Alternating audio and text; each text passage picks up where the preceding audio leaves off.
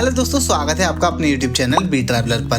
दोस्तों आज की इस वीडियो में हम बात करेंगे साउथ इंडिया के most famous tourist destination Kerala के बारे में। इस वीडियो में हम आपको केरला ट्रिप से जुड़ी सभी तरह की इन्फॉर्मेशन डिटेल में देने की कोशिश करेंगे, जैसे आप केरला कैसे जाएं, केरला ट्रिप के दौरान कहां पर आपको ठहरने की व्यवस्था करनी होगी, केरला ट्रिप के दौरान खाने पीने की क्या क्या व्यवस्था रहेगी, एंड दोस्तों आप डे बाय डे कैसे और कहां पर केरला में घूम सकते हैं, और आप ये 7 दिन की केरला ट्रिप को कैसे प्लान करेंगे। साथ ही साथ दोस्तों हम आपको ये भी बताएंगे कि केरला घूमने आने का बेस्ट टाइम कौन सा रहेगा, एंड मोस्ट इंपोर्टेंट क्वेश्चन कि केरला ट्रिप को कंप्लीट करने में आपका कितना खर्चा आएगा। दोस्तों हम आपको केरला ट्रिप से जुड़ी सभी तरह की इन्फॉर्मेशन स्टेप बाय स्टेप देने की कोशिश करेंगे, इसलिए वीडियो को बिना स्किप किए एंड तक देखिएगा। चलिए दोस्तों देर न करते हुए शुरू करते हैं।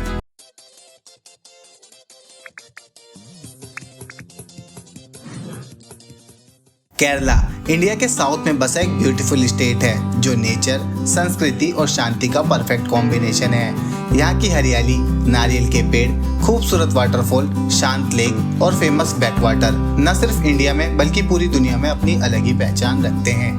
छुट्टियों के मौसम में ये जगह किसी स्वर्ग से कम नहीं लगती, और अगर आप नेचर लवर हैं तो यकीन मानिए केरला आपकी ट्रैवल लिस्ट में जरूर शामिल होना चाहिए। यहाँ के वाटरफॉल्स, वाइल्ड लाइफ सेंचुरीज और पहाड़ों पर फैले चाय के बागान आपके ट्रिप को यादगार बना देंगे। चलिए दोस्तों अब सबसे पहले बात करते हैं कि आप केरला कैसे पहुँच सकते हैं। दोस्तों आपको केरला तक आने के लिए सबसे पहले कोच्चि तक पहुंचना होगा, और कोच्चि से ही आपकी केरला ट्रिप की शुरुआत होती है।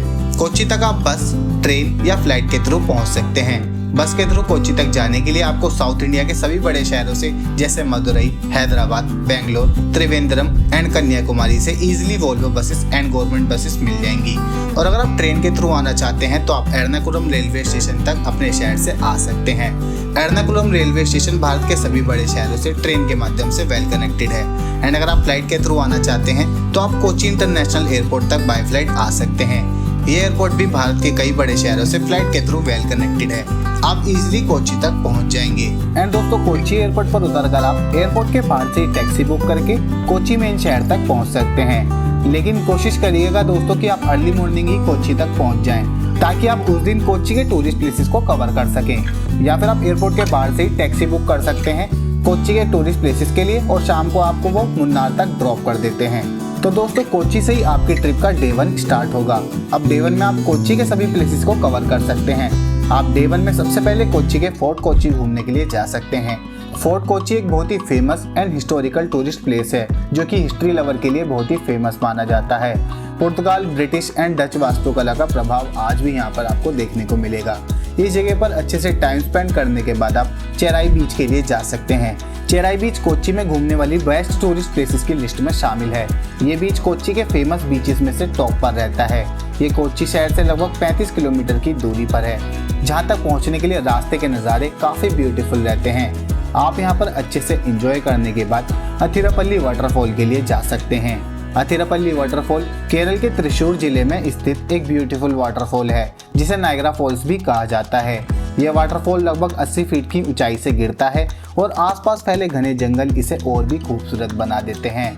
यहाँ पर कई बॉलीवुड मूवीज की शूटिंग भी हो चुकी है, जैसे कि बाहुबली, और भी कई सारी मूवीज हैं। लेकिन बाहुबली मूवी के आने के बाद से तो इसे बाहुबली वाटरफॉल के नाम से ही जाना जाने लगा।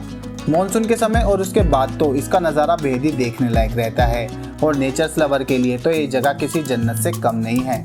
दोस्तों आप यहाँ पर अच्छे से एंजॉय करिए। और दोस्तों अगर आप इस खूबसूरत केरला ट्रिप को बिना किसी टेंशन के फ्रीली एक्सपीरियंस करना चाहते हैं तो आप अपने ट्रैवल की टेंशन भूल जाइए, क्योंकि ये ट्रिप तो लेके आया है आपके लिए स्पेशल केरला टूर पैकेजेस, वो भी आपकी बजट और कंफर्ट दोनों का ध्यान रखते हुए। चाहे आपको कोच्चि से पिकअप चाहिए, या फिर मुन्नार, थेकड्डी, एलएपी में शानदार होटल में स्टे करना हो, या फिर बैकवाटर में हाउस बोट का एक्सपीरियंस, सब कुछ मिलेगा एक ही जगह ई ट्रिप्टो के साथ। और सबसे खास बात, आप चाहे कपल हो, फैमिली हो या फिर ग्रुप ट्रैवल प्लान कर रहे हो, ई ट्रिप्टो के पास हर किसी के लिए कस्टमाइज्ड प्लान भी है। तो बस अपनी ट्रिप को और भी इजी बनाने के लिए ई ट्रिप्टो से पैकेज बुक करें, जिसकी वेबसाइट की लिंक आपको नीचे डिस्क्रिप्शन में मिल जाएगी, या फिर आप इस नंबर पर कॉल करके भी इजीली इंडिया में किसी भी जगह के ट्रैवल पैकेज को बुक कर सकते हैं ई ट्रिप्टो से। और उसके बाद पहुंच जाइए शाम तक मुन्नार के लिए। कोच्चि से मुन्नार की दूरी 130 किलोमीटर की है, जिसे पूरा करने में लगभग 4 घंटे का समय लगता है। इन रास्तों की खूबसूरती को एंजॉय करते हुए आप पहुंच जाएंगे मुन्नार। दोस्तों मुन्नार पहुंचकर आपको मुन्नार में काफ़ी तरह के होटल भी देखने को मिल जाते हैं। आपको यहाँ पर 1500 रुपये से लेकर 5000 रुपये तक में होटल मिल जाएंगे। एंड आपको मुन्नार के साथ साथ केरला के हर प्लेस पर इसी प्राइस में होटल मिल जाएंगे।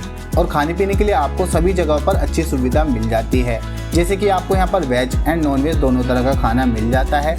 एंड साउथ इंडियन खाना आपको ज़्यादातर सभी जगहों पर मिल जाएगा as compare to North Indian food. चलिए अब आप उस रात रेस्ट करिए और उसके बाद नेक्स्ट डे यानी कि डे 2 में मुन्नार के प्लेसेस को कवर करेंगे। दोस्तों मुन्नार को घूमने के लिए आपको कम से कम 2 दिन का समय निकालना होगा। चलिए दोस्तों अब आप मुन्नार में सबसे पहले टाटा टी म्यूजियम के लिए जा सकते हैं। टाटा टी म्यूजियम मुन्नार की फेमस टूरिस्ट प्लेसेस में से एक है, बिकॉज मुन्नार में घूमने आने वाला हर टूरिस्ट यहाँ पर चाय के इस जगह पर ज़रूर आता है। यहाँ पर आप चाय के बनने की प्रक्रिया को भी देख सकते हैं और उसके बाद आप रोज़ गार्डन के लिए जा सकते हैं। रोज़ गार्डन मुन्नार की एक बेहद ही ब्यूटीफुल जगह है जो कि मुन्नार शहर से लगभग 13 किलोमीटर की दूरी पर है। रोज़ गार्डन अपने ब्यूटीफुल फ्लावर्स की वजह से टूरिस्ट का अट्रैक्शन बना रहता है, जहाँ पर रंग बिरंगे फूलों की खुशबू और हरियाली से भरा वातावरण मन मोह लेता है। यहाँ सिर्फ गुलाब ही नहीं बल्कि कई तरह के फूल, पौधे और सब्जियाँ भी उगाई जाती हैं। नेचर लवर और फोटोग्राफी के शौकीनों के लिए तो ये जगह एकदम खास ही रहती है। अगर आप नेचर लवर हैं या फिर आप फोटोग्राफी के शौकीन रखते हैं तो आप यहाँ पर काफ़ी सारा अच्छा टाइम स्पेंड कर सकते हैं। एंड उसके बाद आप इको पॉइंट के लिए जा सकते हैं। दोस्तों अगर आप एक पीसफुल जगह की तलाश कर रहे हैं तो ये आपके लिए एकदम बेस्ट जगह रहेगी। काफ़ी ग्रीनी इन्वायरमेंट रहता है और बीच में ठंडी ठंडी हवा मन को बेहद ही सुकून फील कराती है। एंड लेक के किनारे पर स्थित ये जगह पिकनिक स्पॉट के लिए भी काफ़ी फेमस है। तो आप अगर अपनी फैमिली के साथ आ रहे हो तो आप यहाँ पर अच्छे से टाइम स्पेंड भी कर सकते हो। और आप यहाँ पर अच्छे से एंजॉय करने के बाद उस रात डिनर करके अपने होटल में रेस्ट करने के लिए जा सकते हैं। यहीं पर आपका डे 2 भी समाप्त हो जाएगा। एंड उसके बाद आप नेक्स्ट डे यानी कि डे 3 में एराविकुलम नेशनल पार्क के लिए जा सकते हैं। ये नेशनल पार्क मुन्नार की सबसे फेमस टूरिस्ट प्लेसेस में से एक है, जहाँ पर आपको कई तरह के एनिमल्स देखने को मिलेंगे। अगर आप अपनी फैमिली के साथ आए हैं या फिर आप वाइल्ड लाइफ देखना पसंद करते हैं तो आपको यहाँ पर ज़रूर जाना चाहिए। यहाँ पर आप काफ़ी अच्छा टाइम स्पेंड कर सकते हैं। एंड उसके बाद आप कुंडला लेक के लिए जा सकते हैं। कुंडला लेक मुन्नार से करीब 20 किलोमीटर की दूरी पर स्थित एक शांत और खूबसूरत लेक है जो पहाड़ियों और हरियाली से घिरी हुई है। ये लेक अपनी शिकारा राइड, पैडल बोटिंग और हॉर्स राइडिंग के लिए मशहूर है। दोस्तों कुंडला लेक के आसपास का वातावरण तो एकदम शांत और रोमांटिक सा होता है, जिसे कपल्स और नेचर्स लवर खास तौर पर पसंद करते हैं। अब आप यहाँ पर काफ़ी अच्छा टाइम स्पेंड करिए। एंड उसके बाद आप इवनिंग में ही मुन्नार से थेकड्डी के लिए जा सकते हैं। मुन्नार से थेकड्डी की दूरी लगभग 100 किलोमीटर की है, जिस दूरी को आप 3 से 4 घंटे में ही पूरी कर लेंगे। थेकड्डी पहुंचकर आपको उस रात रेस्ट करने के लिए होटल देखना होगा। आप वहां पर होटल देखने के बाद वहां पर रेस्ट कर सकते हैं। और उसके बाद आप नेक्स्ट डे यानी कि डे 4 में सबसे पहले पेरियल वाइल्ड लाइफ सेंचुरी के लिए जा सकते हैं। इस वाइल्ड लाइफ सेंचुरी में घूमने के लिए आपको लगभग पूरा 1 दिन लग जाएगा, इसलिए आप थेकड्डी में घूमने के लिए 2 दिन का ट्रिप प्लान करिएगा। Periyar wild life sanctuary Kerala में ही नहीं बल्कि पूरी दुनिया में काफ़ी फेमस वाइल्ड लाइफ सेंचुरी में शामिल है। ये नेशनल पार्क अपनी भव्यता, हरियाली एंड पीसफुल इन्वायरमेंट की वजह से टूरिस्ट की पहली पसंद रहता है। यहाँ पर आपको एनिमल्स की कई प्रकार की प्रजातियाँ देखने को मिलेगी। एंड यहाँ पर आप जंगल safari, jeep safari, elephant safari and boat ride को एंजॉय कर सकते हैं, जो कि आपको नेचर्स का एक अलग ही एक्सपीरियंस कराएगी, जिसे आप शायद ही अपनी लाइफ में कभी भुला पाएंगे। यहाँ पर आप बर्ड्स वॉचिंग कर सकते हैं, लेक रिवर राफ्टिंग कर सकते हैं और बोट क्रूज को एंजॉय कर सकते हैं। यहाँ पर आप इसी तरह से और भी कई तरह की एक्टिविटीज़ को भी कर सकते हैं। यहाँ पर आपको एंजॉय करने में लगभग 1 दिन का समय तो लग ही जाता है। और यहाँ पर आप अच्छे से एंजॉय करने के बाद उस रात अपने होटल में रेस्ट करने के लिए जा सकते हैं। एंड उसके बाद नेक्स्ट डे यानी कि डे 5 में थेकड्डी के बाकी प्लेसेस पर घूमने के लिए जा सकते हैं। डे 5 में आप सबसे पहले कुमली के लिए जा सकते हैं। कुमली केरल के थेकड्डी के पास स्थित एक शांत और खूबसूरत हिल टाउन है। कुमली नेचर्स लवर और शांत माहौल पसंद करने वालों के लिए एकदम परफेक्ट डेस्टिनेशन है। तो अगर आप शांत माहौल में थोड़ा टाइम स्पेंड करना चाहते हैं तो यहाँ पर आप ज़रूर एंजॉय करने के लिए आइएगा।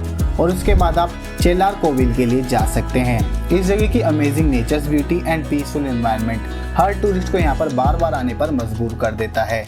आपको यहाँ पर ज़रूर जाना चाहिए। एंड उसके बाद आप एलिफेंट जंक्शन के लिए जा सकते हैं। ये प्लेस केरल में सबसे अट्रैक्टिव टूरिस्ट प्लेसेस में से एक माना जाता है। ये शहर से लगभग 4 किलोमीटर की दूरी पर है। इस जगह पर आपको एलिफेंट के साथ कुछ टाइम स्पेंड करने को भी मिलता है, जो कि एक अलग ही एक्सपीरियंस होता है। यहाँ पर आप एलिफेंट के साथ खेल सकते हैं, उन्हें नहला सकते हैं, खाना खिला सकते हैं और उनकी सवारी भी कर सकते हैं। अब आप यहाँ पर अच्छे से एंजॉय करने के बाद उस इवनिंग में अल्लीपी के लिए जा सकते हैं, जो कि थेकड्डी से 135 किलोमीटर की दूरी पर है। अब आपको अल्लीपी में ही होटल की व्यवस्था करनी होगी। वहाँ पर आप होटल की व्यवस्था करने के बाद उस रात रेस्ट करिए एंड उसके बाद आप नेक्स्ट डे यानी कि डे 6 में सबसे पहले बैक वाटर को एंजॉय करने के लिए जा सकते हैं। एंड दोस्तों आप यहाँ पर हाउस बोट में एक दिन का स्टे भी ले सकते हैं या फिर आप 4 से 5 घंटे के लिए बैक वाटर को एंजॉय कर सकते हैं। बैक वाटर के थ्रू आपको काफ़ी सारे अमेजिंग नज़ारे देखने को मिलेंगे, जिनको आप अपने कैमरे में भी कैप्चर ज़रूर करिएगा। यहाँ पर एंजॉय करने में काफ़ी अच्छा सा फील होता है और 4 से 5 घंटे का सफ़र भी अगर आप करते हैं तो भी आप यहाँ पर काफ़ी अच्छे से एंजॉय कर सकते हैं। अगर आप यहाँ पर स्टे लेना चाहते हैं तो आप इस बैक वाटर में स्टे भी ले सकते हैं। बैक वाटर में स्टे करने के चार्जेस 10,000 से 12,000 रुपये तक के रहते हैं। 4 से 5 घंटे के लिए एंजॉय करना चाहते हैं तो उसके चार्जेस 4,000 रुपये तक रहते हैं। दोस्तों इस बात का ध्यान रखिएगा, अगर आपको हाउस बोट में स्टे करना है तो आप उसकी बुकिंग 3 महीने पहले ही बुक करके आएँ, बिकॉज आपको यहाँ पर आकर स्टे करने की सुविधा कम ही देखने को मिलेगी। एंड दोस्तों इस बैक वाटर का भी एक अलग ही एक्सपीरियंस रहता है, जिसको एंजॉय करने के लिए दूर दूर से टूरिस्ट यहाँ पर आते हैं। बीच में से बैक वाटर के थ्रू आसपास के नज़ारों को देखने का आनंद तो काफ़ी अलग ही होता है। चलिए दोस्तों यहाँ पर आप डे 6 अच्छे से बिताने के बाद नेक्स्ट डे यानी कि डे 7 में सबसे पहले श्री कृष्ण स्वामी टेम्पल के लिए जा सकते हैं। दोस्तों ये काफ़ी फेमस टेम्पल है, जहाँ पर भगवान श्री कृष्ण जी के दर्शन आप ज़रूर कर सकते हैं। और उसके बाद आप अल्लापूजा बीच के लिए जा सकते हैं। यहाँ पर भी आप काफ़ी अच्छे से एंजॉय करेंगे एंड उसके बाद आप लाइट हाउस के लिए भी जा सकते हैं, जो कि काफ़ी फेमस मानी जाती है। यहाँ पर आप काफ़ी अच्छा टाइम स्पेंड कर सकते हैं एंड उसके बाद आप मरारी बीच के लिए जा सकते हैं। मरारी बीच एक पीसफुल एंड क्लीन बीच है, जो भीड़ भाड़ से दूर सुकून भरे पल बिताने के लिए परफेक्ट जगह है। नारियल के पेड़ों से घिरा ये बीच सनसेट और मेडिटेशन के लिए बेहद ही पसंद किया जाता है।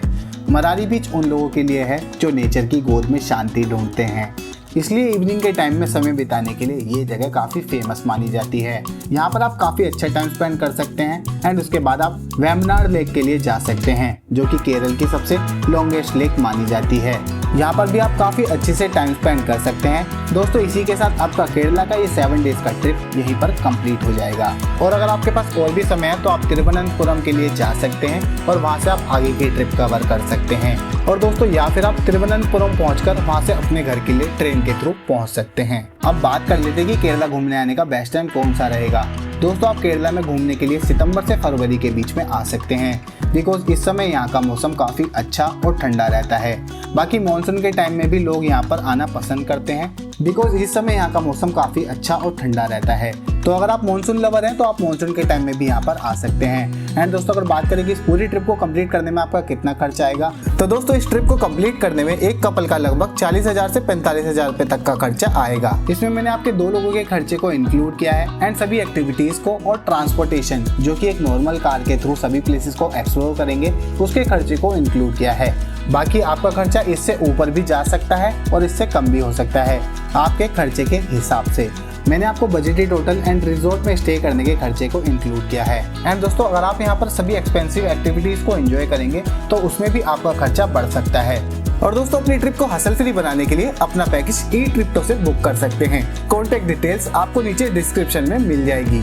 तो दोस्तों आज की वीडियो में बस इतना ही। आई होप आपको मेरी इस वीडियो से केरला ट्रिप से जुड़ी सभी तरह की इन्फॉर्मेशन डिटेल में मिली होगी। अगर फिर भी कोई क्वेश्चन मुझसे छूट गया है तो आप हमें कमेंट करके पूछ सकते हैं या फिर आप हमें फेसबुक या इंस्टाग्राम पर मैसेज करके भी पूछ सकते हैं। हम वहाँ पर भी आपको इसी तरह की जानकारियाँ देते रहते हैं। आई होप आपको मेरी ये वीडियो पसंद आई हो। अगर आपको मेरी ये वीडियो पसंद आई तो वीडियो को लाइक करें और अपने दोस्तों और परिवार के साथ वीडियो को ज़्यादा से ज़्यादा शेयर करें। एंड ऐसी ही और वीडियोस को देखने के लिए चैनल को सब्सक्राइब करें और बेल आइकन को प्रेस करना ना भूलें, ताकि आने वाली इसी तरह की और भी वीडियोस को आप सबसे पहले देख सकें। मिलते हैं एक और इन्फॉर्मेटिव वीडियो के साथ, तब तक के लिए थैंक यू सो मच। जय हिंद।